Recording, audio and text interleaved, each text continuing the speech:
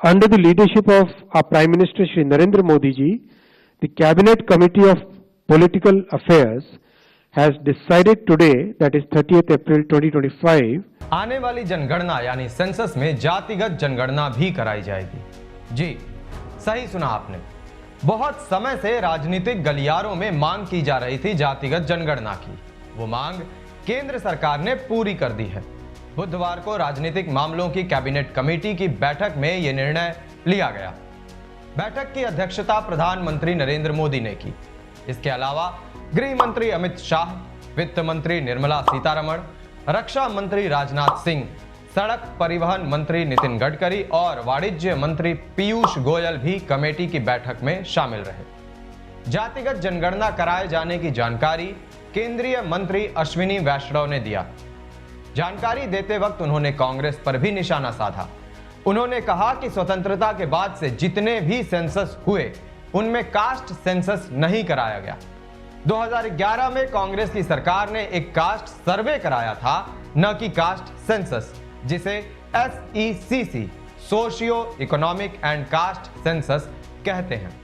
उन्होंने आगे कहा कि संविधान के अनुच्छेद 246 के अनुसार सेंसस 7वीं अनुसूची के संघ सूची का हिस्सा है, मतलब 7th शेड्यूल के यूनियन लिस्ट का हिस्सा है सेंसस। इसका यह भी मतलब है कि राज्यों के पास अधिकार नहीं है जनगणना कराने का, केवल केंद्र सरकार ही करा सकती है।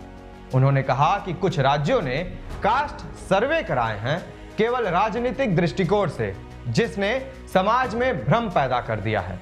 इन सभी तथ्यों को ध्यान में रखते हुए और यह सुनिश्चित करने के लिए कि सामाजिक धागा राजनीति के कारण डिस्टर्ब न हो, जातिगत जनगणना को पारदर्शिता के साथ जनगणना में जोड़ा जाना चाहिए, बजाय कि सर्वेज में। यह हमारे समाज के सामाजिक और आर्थिक ढांचे को मजबूत करेगा, जबकि राष्ट्र तरक्की करना जारी रखेगा। सबसे पहले समझते हैं कि जातिगत जनगणना क्या है। जाति जनगणना एक जनसंख्या आधारित सर्वेक्षण है जो किसी क्षेत्र या देश की जातिगत संरचना से संबंधित आंकड़े एकत्र करता है। इसमें विभिन्न जाति समूहों का विवरण, उनकी सामाजिक आर्थिक स्थिति, शैक्षणिक स्तर और संबंधित पहलुओं की जानकारी शामिल होती है। इसका प्रमुख उद्देश्य है विभिन्न जातियों की डेमोग्राफिक और डेवलपमेंटल प्रोफाइल को समझना, यानी किन क्षेत्रों में किन जातियों का कितना विकास हो पाया है, ताकि इसी आधार पर नीति निर्माण, संसाधनों के वितरण और सकारात्मक कार्रवाई से संबंधित सरकारी निर्णयों को सूचित किया जा सके। स्वतंत्रता के बाद सरकार ने भारतीय नागरिकों को सामाजिक और शैक्षिक मानदंड के आधार पर 4 वर्गों में चिन्हित किया।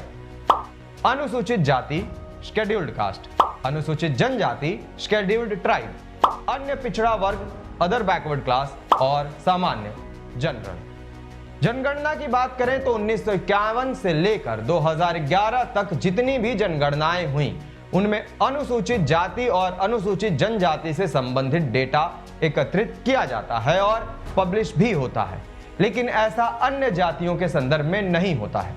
जबकि ब्रिटिश शासन के दौरान 1931 तक जितनी भी जनगणनाएं हुई उनमें जाति आधारित डेटा की जानकारी सम्मिलित होती थी। खैर, अंग्रेजों का उद्देश्य ही बिल्कुल उल्टा था, डिवाइड एंड रूल, बांटो और राज करो। ये हम मानकर चल रहे हैं कि केवल अंग्रेजों की ही मंशा थी डिवाइड एंड रूल की। हमारे वर्तमान राजनीतिक दलों और नेताओं की मंशा हमें जाति के आधार पर बांटकर सत्ता पर काबिज होने की बिल्कुल नहीं है। बाकी आप समझदार हैं। 2011 में सरकार ने socio economic caste census SECC आयोजित किया, जिसका उद्देश्य व्यापक जातिगत डेटा एकत्र करना था। हालांकि डेटा की सटीकता को लेकर उठे सवालों के कारण इसके परिणामों को औपचारिक रूप से कभी जारी नहीं किया गया। आइए अब जानते हैं कि नेता लोग क्या बोले जाति जनगणना कराने के केंद्र सरकार के इस निर्णय पर। केंद्र सरकार में सरकार के सहयोगी दल JDU के प्रमुख नीतीश कुमार ने कहा, जाति जनगणना कराने का केंद्र सरकार का फैसला स्वागत योग्य है। जाति जनगणना कराने की हम लोगों की मांग पुरानी है। ये बेहद खुशी की बात है कि केंद्र सरकार ने जाति जनगणना कराने का निर्णय किया है। जाति जनगणना कराने से विभिन्न वर्गों के लोगों की संख्या का पता चलेगा, जिससे उनके उत्थान एवं विकास के लिए योजनाएं बनाने में सहूलियत होगी। इससे देश के विकास को गति मिलेगी। जाति जनगणना कराने के फैसले के लिए माननीय प्रधानमंत्री आदरणीय श्री नरेंद्र मोदी जी का अभिनंदन तथा धन्यवाद। जातिगत जनगणना पर उत्तर प्रदेश के उप मुख्यमंत्री केशव प्रसाद मौर्य का भी बयान सामने आया है। वीडियो में देखिए उन्होंने क्या कहा। माननीय प्रधानमंत्री श्री नरेंद्र मोदी जी का हृदय से आभार प्रकट करता हूँ।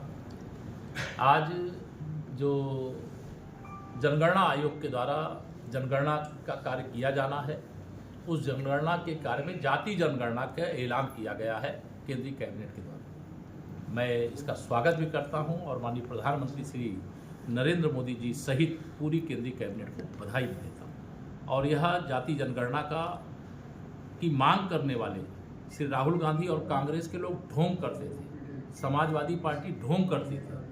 आज जिसको करना होता है वो करके दिखाता है। और आज माननीय प्रधानमंत्री श्री नरेंद्र मोदी जी की अध्यक्षता में भारतीय जनता पार्टी की इस सरकार ने ऐतिहासिक फैसला लिया है। राहुल गांधी ने भी एक्स पर ट्वीट करते हुए लिखा, कहा था ना, मोदी जी को जाति जनगणना करवानी ही पड़ेगी, हम करवा कर रहेंगे।